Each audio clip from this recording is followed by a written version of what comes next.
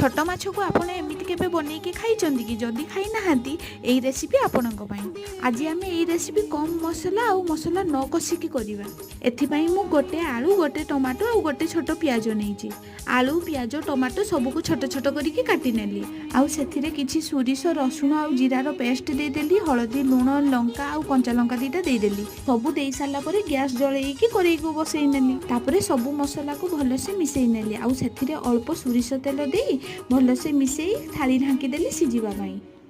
आपण जदि एई रेसिपी आगरू केबे खाइथिबे ताहले कमेंट रे निहाती जणाइबे।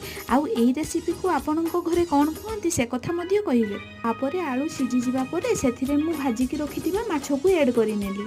माछो को भी भलसे आलू पियाज सहित मिसई नेली। तापरे किछि समय थाली ढांकी सेथिरे थिबा पानी अंश को सुकेई नेबे। बास हेई गला माछो चरचड़ा रेडी। आउ गरम गरम भात किंबा पखाळ सहित खाइबे, देखिबे बढ़िया लागिबो।